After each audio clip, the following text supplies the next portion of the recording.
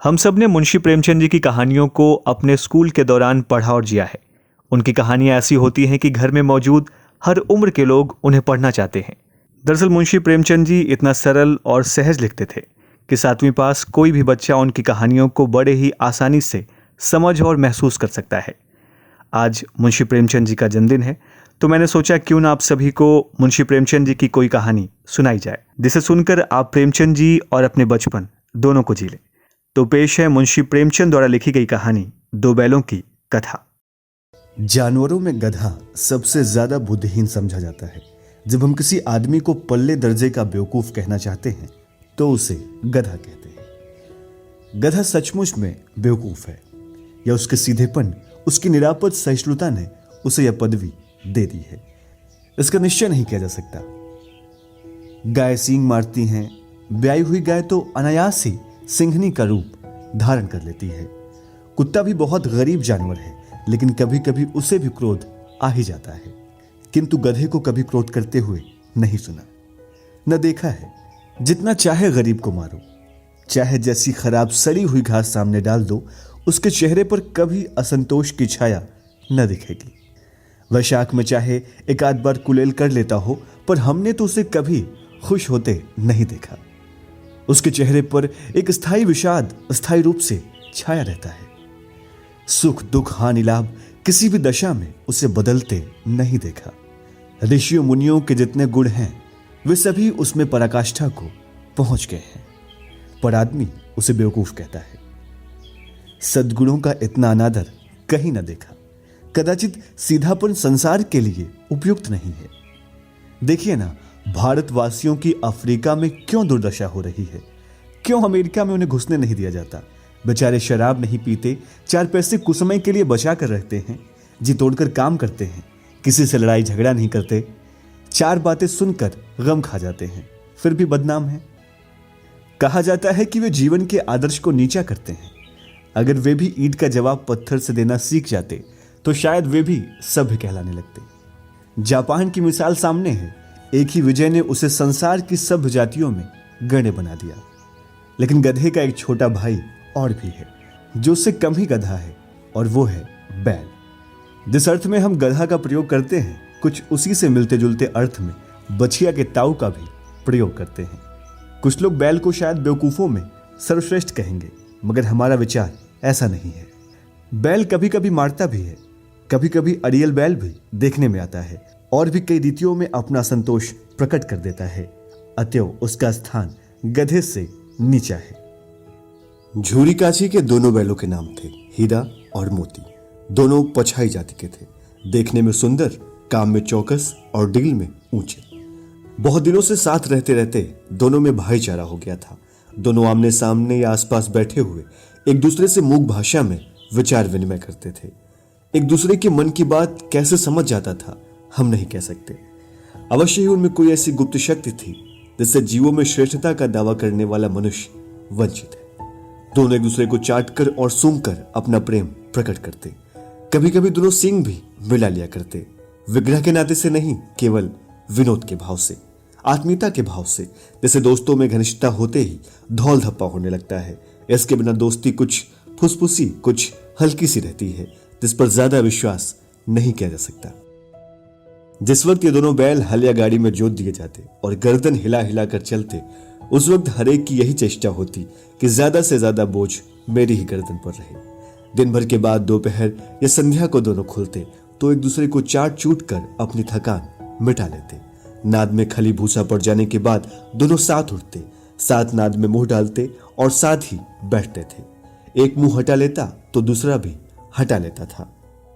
संयोग की बात है, झूरी ने एक बार गोई को ससुराल भेज दिया। बैलों को क्या मालूम वे क्यों भेजे जा रहे हैं, समझे मालिक ने हमें बेच दिया। अपना यूं बेचा जाना उन्हें अच्छा लगा या बुरा कौन जाने, पर झूरी के साले गया को घर तक गोई को ले जाने में दांतों पसीना आ गया। पीछे से हाँकता तो दोनों दाएं बाएं भागते, पगहिया पकड़कर आगे से खींचता तो दोनों पीछे की ओर जोर लगाते, मारता तो दोनों सींग नीचे करके हुंकारने लगते। अगर ईश्वर ने उन्हें वाणी दी होती तो वे झूरी से पूछते, तुम हम गरीबों को क्यों निकाल रहे हो? हमने तो तुम्हारी सेवा करने में कोई कसर नहीं उठा रखी। अगर इतनी मेहनत से काम न चलता था और काम ले लेते। हमें तो तुम्हारी चाकरी में मर जाना ही कबूल था। हमने कभी दाने चारे की शिकायत नहीं की। तुमने जो कुछ खिलाया वो सिर झुकाकर खा लिया। फिर तुमने हमें इस जालिम के हाथों क्यों बेच दिया? संध्या समय दोनों बैल अपने नए स्थान पर पहुंचे। दिन भर के भूखे थे, लेकिन जब नाद में लगाए गए तो एक ने भी उसमें मुंह न डाला। दिल भारी हो रहा था। जिसे उन्होंने अपना घर समझ रखा था वो आज उनसे छूट गया था। ये नया घर, नया गांव, नए आदमी उन्हें बेगाने से लगते थे। दोनों ने अपनी मूक भाषा में सलाह की, एक दूसरे को कनखियों से देखा और लेट गए। जब गांव में सोता पड़ गया तो दोनों ने जोर लगाकर पगहे तोड़ा डाले और घर की तरफ चल पड़े। पगहे बहुत मजबूत थे। अनुमान न हो सकता था कि कोई बैल उन्हें तोड़ सकेगा, पर इन दोनों में इस समय दूनी शक्ति आ गई थी। एक एक झटके में रस्सियां टूट गईं। झूरी प्रातः सोकर उठा तो देखा कि दोनों बैल चरनी पर खड़े हैं। दोनों ही गर्दनों में आधा आधा गराव लटक रहा है। घुटने तक पांव कीचड़ से भरे हैं और दोनों की आंखों में विद्रोह में स्नेह झलक रहा है। झूरी बैलों को देखकर स्नेह से गदगद हो उठा, दौड़कर उन्हें गले लगा लिया। प्रेमालिंगन और चुंबन का वो दृश्य बड़ा ही मनोहर था। घर और गांव के लड़के जमा हो गए, तालियां बजा बजा कर उनका स्वागत करने लगे। गांव के इतिहास में यह घटना अभूतपूर्व न होने के बाद भी महत्वपूर्ण थी। बाल सभा ने निश्चय किया दोनों पशुवीरों को अभिनंदन पत्र देना चाहिए। कोई अपने घर से रोटियां लाया, कोई गुड़, कोई चोकर और कोई भूसी। एक बालक ने कहा, ऐसे बैल किसी के पास ना होंगे। दूसरे ने समर्थन किया, इतनी दूर से अकेले चले आए। तीसरा बोला, बैल नहीं है भैया, ये उस जन्म के आदमी हैं। इसका प्रतिवाद करने का साहस किसी को ना हुआ। झूरी की स्त्री ने बैलों को द्वार पर देखा तो वो जल उठी। बोली, कैसे नमक हराम बैल हैं ये, एक दिन वहां काम न किया, भाग खड़े हुए। झूरी अपने बैलों पर यह आक्षेप न सुन सका। नमक हराम क्यों है? चारा दाना दिया ना होगा तो क्या करते?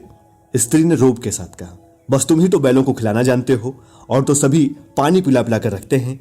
झूरी ने चिढ़ाया, चारा मिलता तो क्यों भागते? स्त्री चिढ़ी, भागे इसलिए कि वे लोग तुम जैसे बुद्धुओं की तरह बैलों को सहलाते नहीं हैं, खिलाते हैं तो रगड़ कर जोतते हैं। ये दोनों ठहरे कामचोर भाग निकले। अब देखूं कहां से खली और चोकर मिलता है। सूखे भूसे के सिवा कुछ न दूंगी, खाएं चाहे मरें। वही हुआ। मजूर को बड़ी ताकीद कर दी गई कि बैलों को खाली सूखा भूसा ही डाला जाए। बैलों ने नाद में मुंह डाला तो फीका फीका, न कोई चिकनाहट न कोई रस। क्या खाए? आशा भरी आंखों से द्वार की ओर ताकने लगे। झूरी ने मजूर से कहा, थोड़ी सी खली क्यों नहीं डाल देता बे? मजूर बोला, मालकिन मुझे मार डालेंगी। झूरी ने फिर कहा, अबे चुराकर डाला बे। मजूर बोला, न दादा, पीछे से तुम भी उन्हीं किसी कहोगे। दूसरे दिन झूरी का साला फिर आया और बैलों को ले चला। अब कि उसने दोनों बैलों को गाड़ी में जोता। दो चार बार मोती ने गाड़ी को सड़क की खाई में गिराना चाहा, पर हीरा ने संभाल लिया। वो ज्यादा सहनशील था।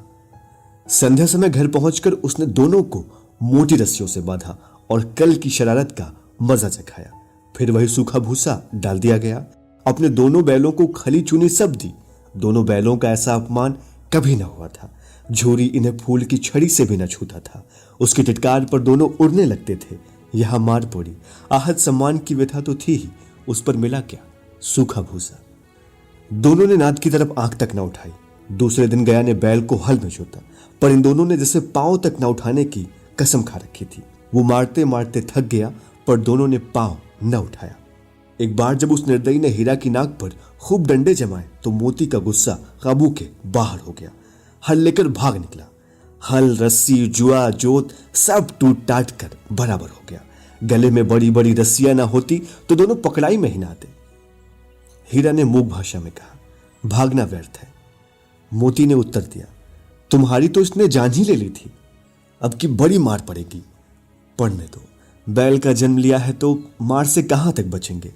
गया दो आदमियों के साथ दौड़ा आ रहा है, दोनों के हाथों में लाठियां हैं। मोती बोला, कहो तो दिखा दूं कुछ मजा, मैं भी लाठी लेकर आ रहा है। हीरा ने समझाया, नहीं भाई, खड़े हो जाओ। मोती बोला, मुझे मारेगा तो मैं भी एक दो को गिरा दूंगा। हीरा बोला, नहीं, हमारी जाति का यह धर्म नहीं है। मोती दिल में ऐंठ कर रह गया। गया पहुंचा और दोनों को पकड़कर ले चला। कुशल हुई कि उसने इस वक्त मारपीट ना की, नहीं तो मोती भी पलट पड़ता। उसके तेवर देखकर गया और उसके सहायक समझ गए कि इस वक्त टाल जाना ही मसलहत है। आज दोनों के सामने फिर वही सूखा भूसा लाया गया। दोनों चुपचाप खड़े रहे। घर के लोग भोजन कर रहे थे।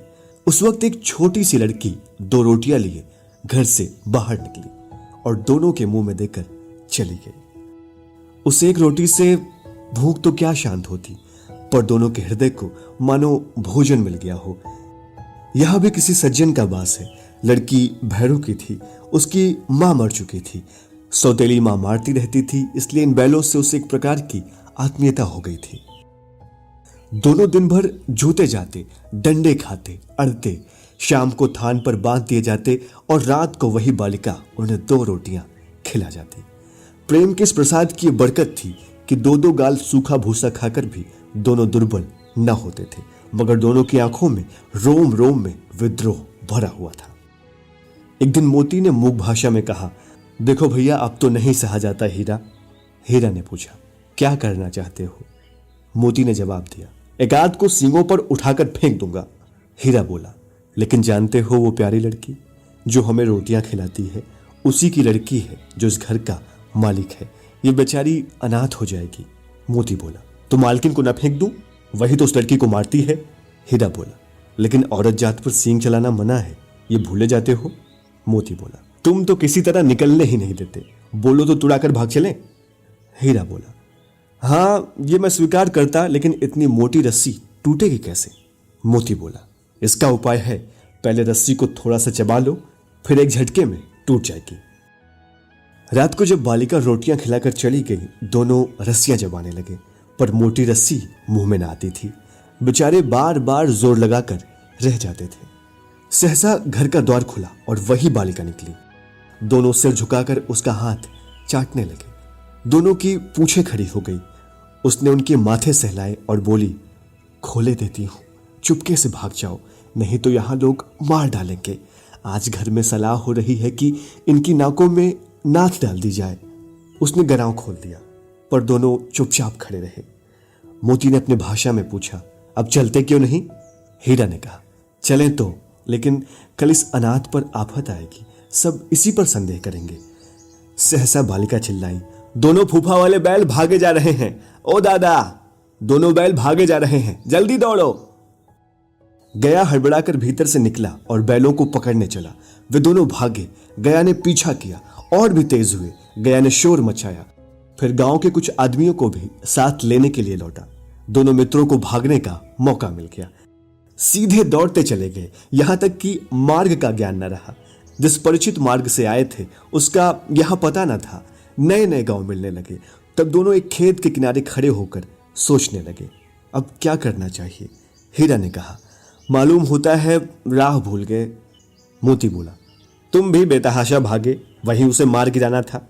हीरा बोला, उसे मार गिराते तो दुनिया क्या कहती, वो अपना धर्म छोड़ दे, लेकिन हम अपना धर्म क्यों छोड़ें? दोनों भूख से व्याकुल हो रहे थे।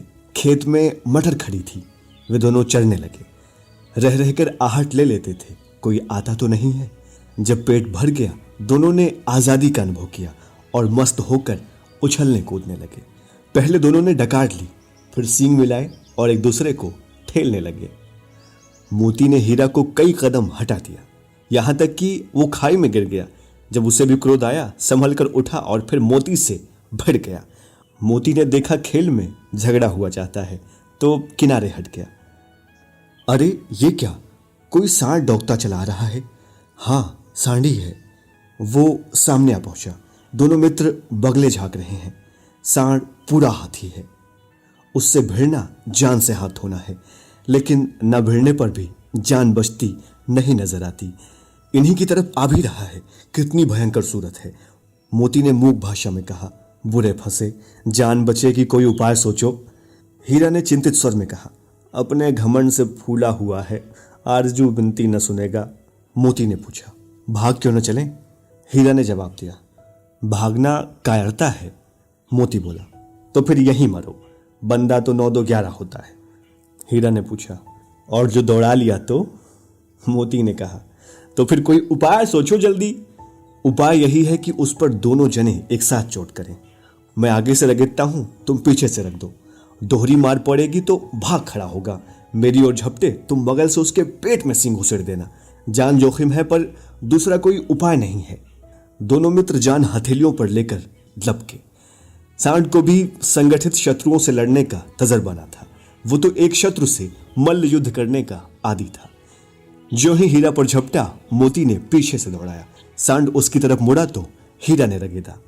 सांड चाहता था कि एक एक करके वो दोनों को गिरा ले, पर ये दोनों भी उस्ताद थे, उसे वो अवसर ही ना देते थे। एक बार सांड झल्लाकर हीरा का अंत करने के लिए चला कि मोती ने बगल से आकर पेट में सींग भोंक दी। सांड क्रोध में आकर पीछे गिर गया। सांड क्रोध में आकर पीछे फिरा तो हीरा ने दूसरे पहलू से सींग भोंक दिया। आखिर बेचारा जख्मी होकर भागा और दोनों मित्रों ने दूर तक उसका पीछा किया, यहां तक कि सांड बेदम होकर गिर पड़ा। तब दोनों ने उसे छोड़ दिया। दोनों मित्र विजय के नशे में झूमते चले जाते थे। मोती ने अपने सांकेतिक भाषा में कहा, मेरा तो जी चाहता था कि बच्चा को मार ही डालूं। हीरा ने तिरस्कार किया, गिरे हुए बैरी पर सींग न चलाना चाहिए। मोती बोला, यह सब ढोंग है, बैरी को ऐसा मारना चाहिए कि फिर उठे न। हीरा बोला, अब घर कैसे पहुंचेंगे वो सोचो। मोती ने जवाब दिया, पहले कुछ खा लें फिर सोचें। सामने मटर का खेत था। मोती उसमें घुस गया। हीरा मना कर रहा था पर उसने उसकी एक न सुनी। अभी 2-4 घास खाए ही थे कि 2 आदमी लाठियां लिए दौड़ पड़े और दोनों मित्रों को घेर लिया। हीरा तो मेड़ पर था, निकल गया। मोती सींचे हुए खेत में था, उसके खुर कीचड़ में धंसने लगे और पकड़ लिया गया। हीरा ने देखा संगी संकट में है तो लौट आया। फंसेंगे तो दोनों फंसेंगे। रखवालों ने उसे भी पकड़ लिया। प्रातःकाल दोनों मित्र कांजी हाउस में बंद कर दिए गए। दोनों मित्रों को जीवन में पहली बार ऐसा साबिका पड़ा कि सारा दिन बीत गया और खाने को एक तिनका भी ना मिला। समझ ही में ना आता था ये कैसा स्वामी है। इससे तो गया फिर भी अच्छा था। यहाँ कई भैंसें थी, कई बकरियां, कई घोड़े, कई गधे, पर किसी के सामने चारा ना था। सब जमीन पर मुर्दों की तरह पड़े थे। कई तो इतने कमजोर हो गए थे कि खड़े भी नहीं हो सकते थे। सारा दिन दोनों मित्र फाटक की ओर टकटकी लगाए ताकते रहे, पर कोई चारा लेकर आता न दिखाई दिया। तब दोनों ने दीवार की मिट्टी को ही चाटना शुरू कर दिया, पर इससे क्या तृप्ति होती। रात को भी जब कुछ भोजन ना मिला तो हीरा के दिल में विद्रोह की ज्वाला दहक उठी। मोती से बोला, अब तो नहीं रहा जाता मोती। मोती ने सिर लटकाए हुए जवाब दिया, मुझे तो मालूम होता है प्राण निकाल रहे हैं। हीरा बोला, इतनी जल्द हिम्मत ना हारो भाई, यहां से भागने का कोई उपाय निकालना चाहिए। आओ दीवार तोड़ डालें। मोती बोला, मुझसे तो अब कुछ नहीं होगा। हीरा बोला, बस इसी बूते पर अकड़ते थे, सारी अकड़ निकल गई। बाड़े की दीवार कच्ची थी। हीरा मजबूत तो था ही, अपने नुकीले सींग दीवार में गड़ा दिए और जोर मारा तो मिट्टी का एक चिप्पड़ निकल आया। फिर तो उसका साहस बढ़ा। इसने दौड़ दौड़ कर दीवार पर चोटें की और हर चोट में थोड़ी थोड़ी मिट्टी गिराने लगा। उसी समय काजी हाउस का चौकीदार लालटेन लेकर जानवरों की हाजिरी लेने निकला। हीरा का उजापन देखकर उसने उसे कई डंडे रसीद किए और मोटी सी रस्सी से बांध दिया। मोती ने पड़े पड़े कहा, आखिर मार खाई, क्या मिला? हीरा बोला, अपने बूते पर जोर तो मार दिया। मोती बोला, ऐसा जोर मारना किस काम का कि और बंधन में पड़ गए। हीरा बोला, जोर तो मारता ही जाऊंगा, चाहे कितने ही बंधन पड़ते जाएं। मोती बोला, जान से हाथ धोना पड़ेगा। हीरा बोला, कुछ परवाह नहीं है, यो भी तो मरना ही है। सोचो, दीवार खुद जाती तो कितनी जानें बच जाती। इतने भाई यहां बंद हैं, किसी के देह में जान नहीं है। 2-4 दिन और यही हाल रहा तो सब मर जाएंगे। मोती बोला, हाँ ये बात तो है। अच्छा तो लाभ, फिर मैं भी जोर लगाता हूं। मोती ने भी दीवार में उसी जगह सींग मारा। थोड़ी सी मिट्टी गिरी तो हिम्मत और बढ़ी। फिर तो वो दीवार में सींग लगाकर इस तरह जोर करने लगा मानो किसी प्रतिद्वंदी से लड़ रहा है। आखिर में कोई 2 घंटे की जोर आजमाई के बाद दीवार ऊपर से लगभग 1 हाथ गिर गई। उसने दूनी शक्ति से दूसरा धक्का मारा तो आधी दीवार गिर पड़ी। दीवार का गिरना ही था कि अधमरे से पड़े सभी जानवर चेत उठे। तीनों घोड़ियां सरपट भाग निकली, फिर बकरियां निकली, इसके बाद भैंसें भी खिसक गईं, पर गधे अभी तक ज्यों के त्यों खड़े थे। हीरा ने पूछा। तुम दोनों क्यों नहीं भाग जाते? एक गधे ने कहा। जो कहीं फिर पकड़ लिए जाएं तो?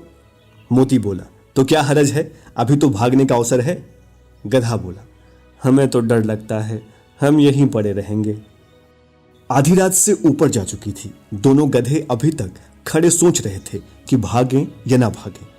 मोती अपने मित्र की रस्सी तोड़ने में लगा हुआ था। जब वो हार गया तो हीरा ने कहा, तुम जाओ, मुझे यहीं पड़ा रहने दो, शायद कहीं भेंट हो जाए। मोती ने आंखों में आंसू लाकर कहा, तुम मुझे इतना स्वार्थी समझते हो हीरा? हम और तुम इतने दिनों एक साथ रहे हैं, आज तुम विपत्ति में पड़ गए तो मैं तुम्हें छोड़कर अलग हो जाऊं? मोती गर्व से बोला। जिस अपराध के लिए तुम्हारे गले में बंधन पड़ा, उसके लिए अगर मुझ पर मार पड़े तो क्या चिंता, इतना तो हो ही गया कि 9-10 प्राणियों की जान बच गई, वे सब तो आशीर्वाद देंगे। ये कहते हुए मोती ने दोनों गधों को सींग से मार मार कर बाड़े के बाहर निकाला और तब अपने बंधु के पास आकर सो गया। भोर होते ही मुंशी और चौकीदार तथा अन्य कर्मचारियों में कैसी खलबली मची, इसे लिखने की जरूरत नहीं। बस इतना ही काफी है कि मोती की खूब मरम्मत हुई और उसे भी मोटी रस्सी से बांध दिया गया। एक सप्ताह तक दोनों मित्र बंधे पड़े रहे। किसी ने चारे का एक तृण भी ना डाला। हाँ, एक बार पानी दिखा दिया जाता था, यही उनका आधार था। दोनों इतने दुर्बल हो गए कि उठा तक न जाता, ठठरियां निकल आई थीं। एक दिन बाड़े के सामने डुग्गी बजने लगी और दोपहर होते होते वहां 50-60 आदमी जमा हो गए। तब दोनों मित्र निकाले गए और उनकी देखभाल होने लगी। लोग आ आकर उनकी सूरत देखते और मन फीका करके चले जाते। ऐसे मृतक बैलों का कौन खरीदार होता? सहसा एक दढ़ियल आदमी, जिसकी आंखें लाल थीं और मुद्रा अत्यंत कठोर, आया और दोनों मित्रों के कुल्हों में उंगली गोदकर मुंशी जी से बातें करने लगा। उसका चेहरा देखकर दोनों मित्रों के दिल कांप उठे। वो कौन है और उन्हें क्यों टटोल रहा है, इस विषय में उन्हें कोई संदेह न हुआ। दोनों ने एक दूसरे को भीत नेत्रों से देखा और सिर झुका लिया। हीरा ने कहा, गया के घर से नाहक भागे, अब जान न बचेगी। मोती ने अश्रद्धा के भाव से उत्तर दिया, कहते हैं भगवान सबके ऊपर दया करते हैं, उन्हें हमारे ऊपर दया क्यों नहीं आती? हीरा ने जवाब दिया, भगवान के लिए हमारा मरना जीना दोनों बराबर है। चलो अच्छा ही है, कुछ दिन उसके पास तो रहेंगे। एक बार भगवान ने उस लड़की के रूप में हमें बचाया था, क्या अब न बचाएंगे? मोती बोला, यह आदमी छुरी चलाएगा, देख लेना। हीरा बोला, तो क्या चिंता है, मांस, खाल, सींग, हड्डी सब किसी न किसी के काम आ जाएगी। नीलाम हो जाने के बाद वो दोनों मित्र उस दढ़ियल के साथ चले। दोनों की बोटी बोटी कांप रही थी, बेचारे पांव तक न उठा सकते थे, पर भय के मारे गिरते पड़ते भागे जाते थे, क्योंकि वो जरा सी चाल धीमी हो जाने पर जोर से डंडा जमा देता था। राह में गाय बैलों का रेवड़ हरे हरे हार में चढ़ता नजर आया। सभी जानवर प्रसन्न थे, चिकने चपल, कोई उछलता था, कोई आनंद से बैठा पागुर करता था। कितना सुखी जीवन था इनका, पर कितने स्वार्थी हैं सब। किसी को चिंता नहीं कि उनके दो भाई बधिक के हाथ पड़े कैसे दुखी हैं। सहसा दोनों को मालूम हुआ कि यह परिचित राह है। हाँ, इसी रास्ते से गया उन्हें ले गया था। वही खेत, वही बाग, वही गांव मिलने लगे। प्रतिक्षण उनकी चाल तेज होने लगी। सारी थकान, सारी दुर्बलता गायब हो गई। आह, यह लो, अपना ही घर आ गया। इसी कुएं पर तो हम पुर चलाने आया करते थे। यही कुआं है। मोती ने कहा, हमारा घर नगीचा गया। हीरा बोला, भगवान की दया है। मोती ने कहा, मैं तो अब घर भागता हूं। हीरा ने सवाल किया, ये जाने देगा? मोती बोला, इसे मार गिराता हूं। हीरा बोला, नहीं नहीं, दौड़कर थाने पर चलो, वहां से हम आगे न जाएंगे। दोनों उन्मत्त होकर बछड़ों की भांति कुलेलें करते हुए घर की ओर दौड़े। वो हमारा थान है। दोनों दौड़कर अपने थान पर आए और खड़े हो गए। दढ़ियल भी पीछे पीछे दौड़ा चला आता था। झूरी द्वार पर बैठा धूप खा रहा था। बैलों को देखते ही दौड़ा और उन्हें बारी बारी से गले लगाने लगा। मित्रों की आंखों में आनंद के आंसू बहने लगे। एक झूरी का हाथ चाट रहा था। दढ़ियल ने जाकर बैलों की रस्सियां पकड़ ली। झूरी ने कहा, मेरे बैल हैं, तुम्हारे बैल कैसे? मैं मवेशी खाने से नीलाम लिए आता हूं। झूरी बोला, मैं तो समझता हूं तुम चुराए लिए आते हो। चुपके से चले जाओ, मेरे बैल हैं, मैं बेचूंगा तो बिकेंगे। किसी को मेरे बैल नीलाम करने का क्या अख्तियार है? दरियल बोला, जाकर थाने में रपट कर दूंगा। झूरी बोला, मेरे बैल हैं, इसका सबूत यह है कि ये मेरे द्वार पर खड़े हैं। अब दरियल झल्लाकर बैलों को जबरदस्ती पकड़ने के लिए आगे बढ़ा। उसी वक्त मोती ने सींग चलाया। दरियल पीछे हटा, मोती ने पीछा किया और दरियल जोर से भागा। मोती उस दरियल को दौड़ाते हुए गांव के बाहर निकल गया और वहीं से खड़ा होकर दरियल का रास्ता देख रहा था। दरियल अब दूर खड़ा धमकियां दे रहा था, गालियां निकाल रहा था, पत्थर फेंक रहा था और मोती विजयी शूर की भांति उसका रास्ता रोके खड़ा था। गांव के लोग ये तमाशा देखते और हंसते थे। जब दरियल हार कर चला गया तो मोती अकड़ता हुआ लौटा। हीरा ने कहा, मैं डर रहा था कि कहीं तुम गुस्से में आकर मार ना बैठो। मोती बोला, अगर वो मुझे पकड़ता तो इस बार मैं उसे बिना मारे छोड़ता नहीं। हीरा ने पूछा, अब ना आएगा? मोती बोला, आएगा तो दूर से ही खबर लूंगा, देखूं कैसे ले जाता है। हीरा बोला, जो गोली मरवा दे। मोती बोला, मर जाऊंगा पर उसके काम तो ना आऊंगा। हीरा ने कहा, हमारी जान को कोई जान नहीं समझता। मोती ने कहा, इसलिए कि हम इतने सीधे हैं। जरा देर में नादों में खली, भूसा, चोकर और दाना भर दिया गया। दोनों मित्र खाने लगे। झूरी खड़ा दोनों को सहला रहा था और 20 लड़के तमाशा देख रहे थे। सारे गांव में उत्साह सा मालूम हो रहा था। उसी समय मालकिन ने आकर दोनों के माथे चूम लिए।